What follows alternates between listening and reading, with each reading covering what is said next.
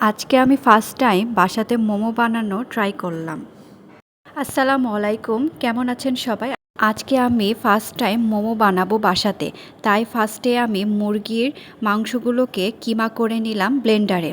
কিমা হয়ে গেলে তারপরে আমি একটি পাত্রে ময়দা, লবণ আর তেল দিয়ে ভালোভাবে মিশিয়ে আটাটাকে একটু নরম করে এনে নেব।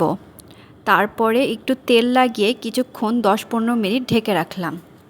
এরপর আমার যে কিমা করে রাখা মাংস ছিল তার মধ্যে এক এক করে পেঁয়াজ কুচি, মরিচ কুচি, লবণ, সয়া সস, শুকনা মরিচ গুঁড়া আর আদা রসুন জিরা বাটা দিয়ে ভালোভাবে মেখে নিলাম। এরপর আমি অফ ক্যামেরাতে লুচির মতো করে আটাগুলো বেলে তার মধ্যে মাংসের পুরগুলো দিয়ে ভালোভাবে মুড়িয়ে মুখটাকে আটকে দিব। আমার যেহেতু স্টিম নাই সেজন্য আমি রাইস কুকারে গরম পানি করে তার উপরে সরপোষ দিয়ে হালকা তেল দিলাম। তার উপরে মোমোগুলো দিয়ে 10 থেকে 15 মিনিট স্টিম করব।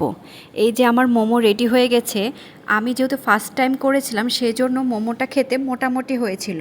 মোমোর আটাটা একটু পাতলা হতে হতো, কিন্তু আমারটা মোটা হয়ে গেছে। নেক্সট টাইম আমি আবার ট্রাই করব। আমার ভিডিও ভালো লেগে থাকলে লাইক, কমেন্ট, শেয়ার করতে ভুলবেন না। আল্লাহ হাফেজ।